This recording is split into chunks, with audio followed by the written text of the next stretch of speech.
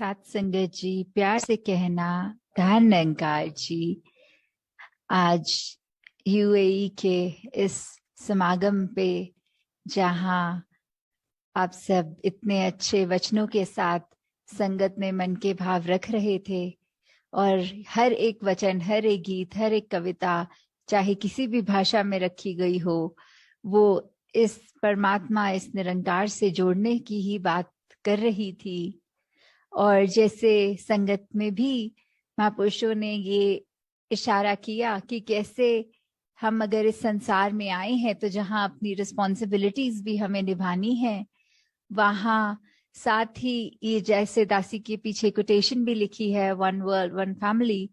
कि कैसे हम अगर अपना दायरा एक संकीर्ण कर लेते हैं कि हमारा परिवार तो सिर्फ उंगलियों पे गिन सकते हैं, ऐसी बात नहीं। ये पूरा संसार ही एक हमारा है, अपना है। ये परमात्मा के सभी बच्चे हैं और हम भी। तो सब ये जो यूनिवर्सल ब्रदरहुड की चाहे बात हो, एक हम इंसान हैं तो इंसानों से मनमुटाव ना रखें, कोई भी बायसनेस किसी भी उस निगाह से ना देखें जहां फर्क हो, क्योंकि परमात्मा ने हर एक में एक जैसी ही अपनी अंश आत्मा को रख के एक इसी में एक में खोने के लिए ये धरती पे हमें एक जीवन बख्शा है। और हमें कैसे इसके ही जिज्ञासा में जब ये ब्रह्म ज्ञान की दात प्राप्त हो जाती है तो ये पता भी लग जाता है कि हमारा असली ठिकाना क्या है। तो आज सत्संग के दौरान भी जब दासी ने ऐसा भी रियलाइज किया कि सच में वो एक गुलदस्ते वाली बात कि भिन्न भिन्न प्रकार सब इतनी खूबसूरती अपने, चाहे वो बैकग्राउंड्स कह लें चाहे भाषाएं कह लें, कैसे एक इतना सुंदर माध्यम बना कि ये जो वचन आए सभी के, वो कैसे इतनी खूबसूरत से। और अभी भी हमने भी देखा कि ब्लड डोनेशन कैंप भी था, और इस महीने जैसे वो वर्ल्ड ब्लड डोनर डे भी, कि कैसे एक सारे समाज के लिए नहीं पूरे संसार के लिए वरदान का काम संत होते हैं। कि संतों ने एक हर एक के लिए अपने शरीर को भी अर्पण कर दिया कि सेवा में ये हमारे अंदर का चाहे जो ब्लड है वो भी किसी दूसरे के काम आए, तो वो भी सेवा अर्पित उस तरह भी हो रही है। और ये संसार के लिए जहाँ बेटरमेंट की बात आती है, जहाँ सस्टेनेबिलिटी, कंजर्वेशन, इतने सारे ये जो टर्म्स हम सुनते हैं कि कैसे हम जिस तरह इस संसार में आए थे उससे ज्यादा इस संसार को खूबसूरत छोड़ के जाएं। तो जैसे वो अक्सर सत्संग में भी उदाहरण सुनते हैं कि एक इंसान अगर कमरे में आया तो हमारा रिएक्शन हो सकता है कि ये कब जाए कमरे से और हम चैन की सांस लें, या एक इंसान के अंदर कमरे के आने से इतनी हर्ष फील होता है, इतना खुशी कि ये इंसान बस क्यों रुक के गया, ये और ज्यादा रुकता तो और आनंद आता। तो हमने इस संसार पे किस तरह का प्रभाव छोड़ना है वो हमारे जीते जी ही तय होना है। वो हम जिनको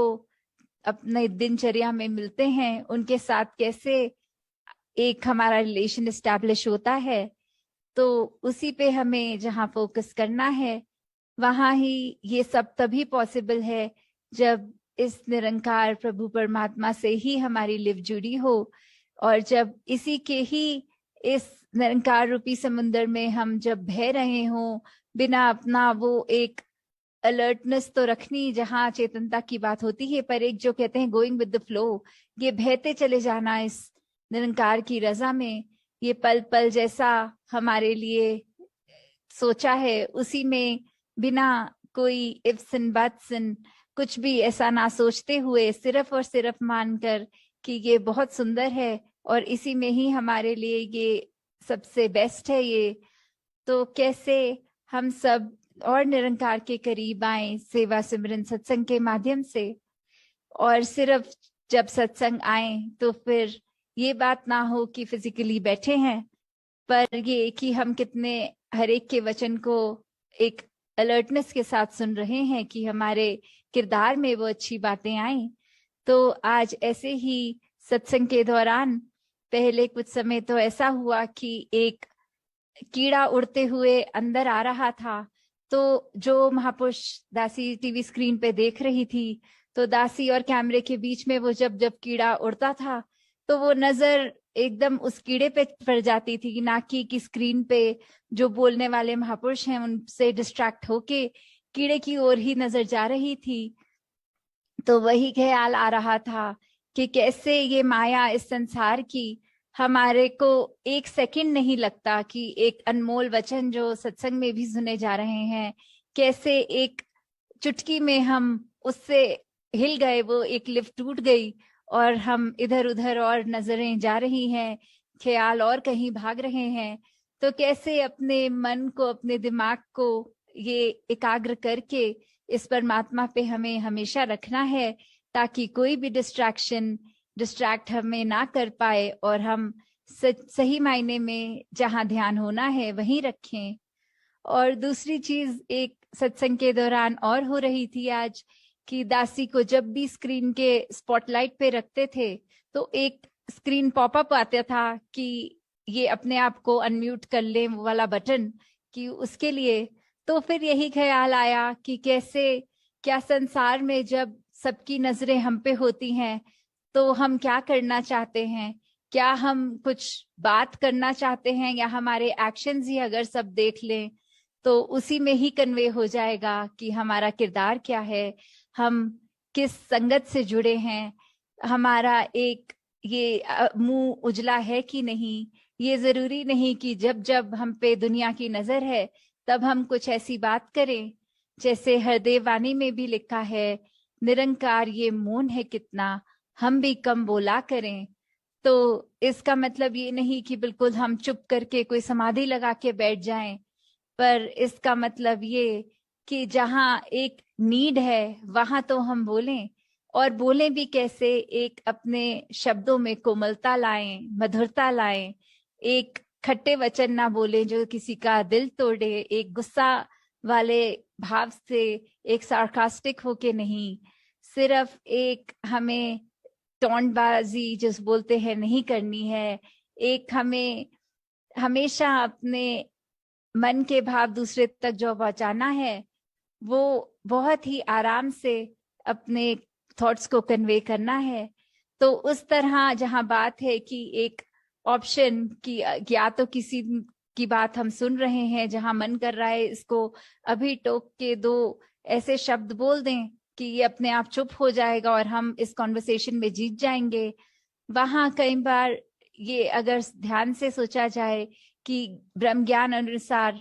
एक ह्यूमन वैल्यूज की जहां बात आती है, तो हम उस समय अगर चुप रहें या फिर अपनी बात को ऐसे कन्वे करें कि हमारी बात भी कन्वे हो जाए और दूसरे को दिल को ठेस ना लगे, वो ये ना सोचे कि कोई ताना आया है आगे से सुनने को। तो दातार हरेक पे कृपा करे कि जहाँ सेवा, सुमिरन, सत्संग हम हमेशा सुनते आए हैं, ये टूल्स हैं जो इस ब्रह्म ज्ञान की याद हमें बार बार दिलाते हैं, इस निरंकार प्रभु परमात्मा से जोड़ते हैं हमें। तो हमें किस प्रकार हमेशा, चाहे दुनिया में कितनी भी एक डिस्ट्रैक्शंस आएंगी, पर फिर भी उस माया का पल्ला हमने नहीं पकड़ना। कोई नेगेटिव थॉट तक अगर दिमाग में आ रहा है, कैसे उसको just let it enter your mind and exit, उसके अंदर हमें ड्वेल नहीं करना। नहीं तो एक दलदल वाली बात है कि हम दलदल के अंदर एक नेगेटिविटी के जितना सोचेंगे, जितना उस जगह ठहरेंगे, वो तो हमें और एक नीचे की तरफ ही लेके जाएगा। तो कैसे आजकल एक देखा जा रहा है संसार में भी, चाहे वो डिप्रेशन की बात आती है या और एक मानसिक हमें अपना संतुलन किस तरह मेंटेन करना है, तो ये इसका भी अगर हम सोचें तो ये निरंकार ही है